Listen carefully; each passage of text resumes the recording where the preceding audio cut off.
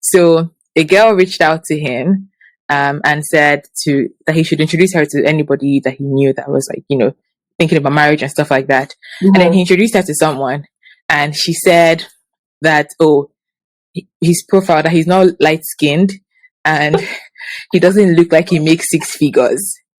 And I was just like, sis, are we still doing that in 2023? And I was just like, okay, this person is not really in the same headspace of like being serious to get married. But then I also thought, this is not the first time I'm hearing this thing before. Like, I've heard other people just like brush off people without even getting to know them.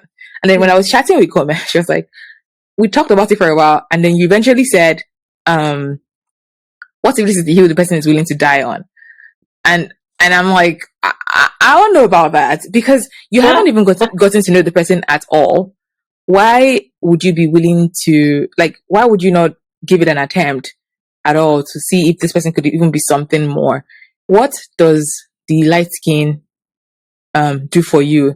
And the six-figure part, like, how do you even know that? You haven't had a conversation about anything. Like, why is this important is what I was just thinking. But tell me what you're thinking when you say this might be who somebody's willing to die on. Like, why is this an important thing for someone? And also being realistic that I know people have preferences, I guess. No, people have preferences for sure. And I think that's part of the challenge, is that when you are trying to figure out, okay, what's a non-negotiable for me? What is, what do I need to be with somebody? I think a lot of the times we can be quite conditioned to only think of like the emotional, spiritual connections. Like there's some people that they've really thought about, actually, for me, quality of life and money is kind of it. Like that's the pinnacle. Like everything else can't you be the one bringing the quality of life, or it has to be that it's the guy that is bringing the quality of life? Everybody can manage themselves. Some people, they want what they want, right? They want a husband that like makes six figures, goes to the golf club, has all the friends that do the things. I think people have envisioned certain lifestyles for themselves, and sometimes that kind of lifestyle, for it to materialize, it requires a partner that is a certain type of way. Like for example, if we use like our Nigerian culture context, if I want to go to all the best one beds in Lagos, I can't marry a pastor who's an introvert. Oh my god. Pastors get invited to a lot of things. They do. Yeah, but I'm not thinking of pastor. Pastors go home around 5, like 6 o'clock. They're gone. Interesting. So I think depending on what kind of life you are looking to live, I think people are trying to be a lot more honest and realistic about like, I need to partner with someone who can make that happen.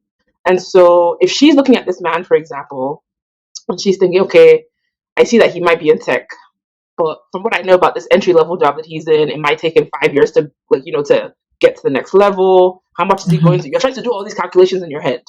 And I think while women tend to be pretty good at calculations, there's some things you cannot predict.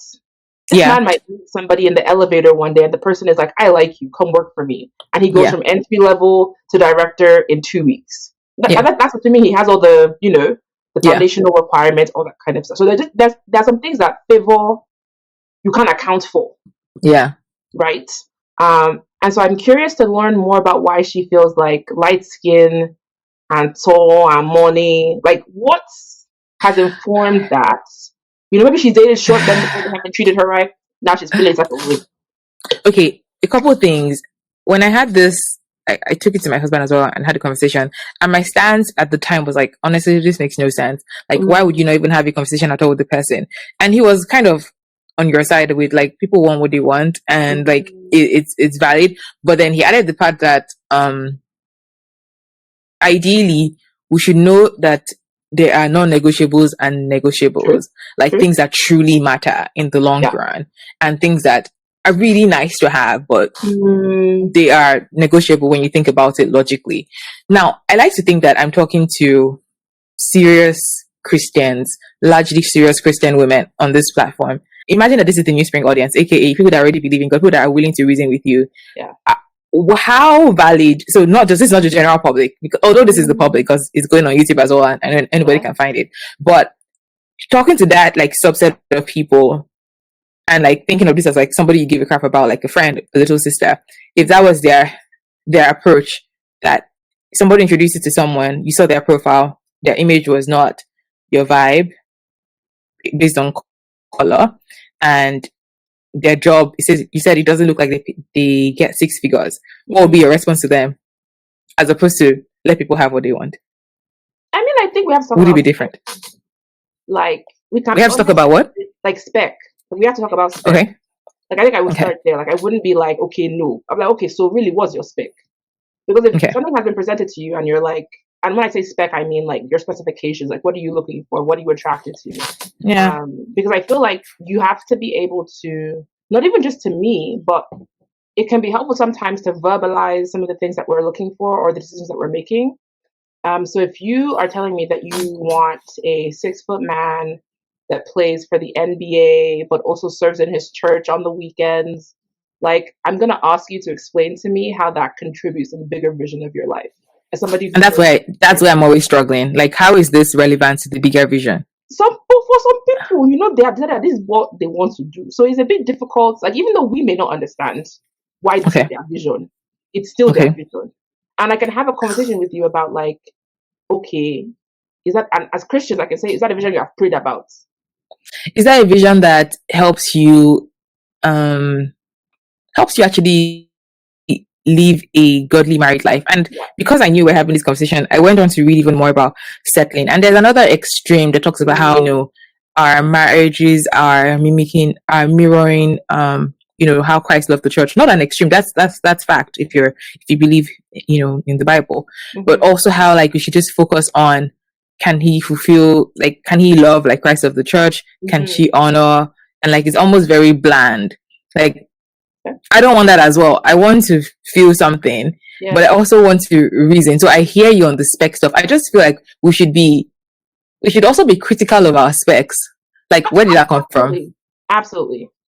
Because we're socialized into these things, right? Mm-hmm. At the end of the day, even in our like looking for a godly man, right? I think there are socializations that we collect from church culture, from purity culture that tell us about who a godly man should be. We're always joking about, oh, you're asking for the man that prays in tongues, you are doing all that kind of stuff, right? But that kind of man comes with certain things. There are certain things that there are certain ways that it's funny, but that's the truth. Those kind of men, they come with, like I was telling you that, like for example, you ask for a godly man, and godly men are everywhere. They come in many different shapes, forms, sizes. But you're looking for the one that stands in front of church. Everybody's coming, so oh wow, your husband is a minister. Da, da, da. If that person says he wants to open a church now, you cannot be surprised. You will not be like, babe, what do you mean church? You picked him for that very reason. People, that's another whole topic. Even though people, why do people want to marry pastors? They don't know. They don't like why. They don't want to marry. They want to marry men that mimic that level of Christianity. But like, if they truly do open a church, although personally, I can tell you that. Let me just be honest. Like, I do not envy the workload of pastors. I just do not desire that workload. And I guess that is also me coming to bite myself in the whatever you bite yourself in. That like that's also a preference of not wanting to be in ministry. Although I would not say I was to an extent I'm in church longer than many pastors because we serve quite extensively and like we're in visible departments in church.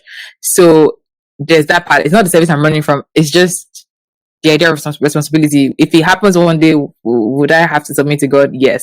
But ideally, it's not my full preference. So I guess this is me also answering my own question that preferences do exist. They do. Do you have any last thoughts on that? I want to segue into something else. I think we should just be critical about our preferences, right? At the end of the day, men and women, like where is that coming from and how does it contribute to the life that you're trying to create for yourself? Because if you use somebody's like spec to design your life, you're not going to be happy. So yeah,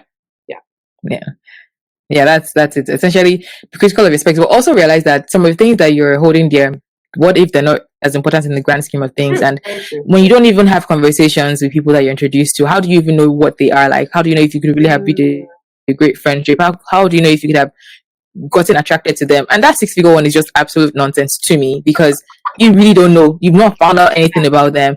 They're only showing you their job title. You don't know what properties they own. You don't know who their father is. You don't know habits are, what their saving habits are.